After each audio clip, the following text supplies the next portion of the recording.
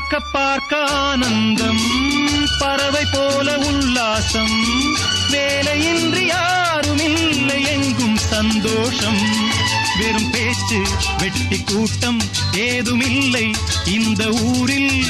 கள்ளம் கபடம் வஞ்சகமின்றி கண்ணியமாக ஒற்றுமை உணர்வுடன் வாழும் சிங்கப்பூர்.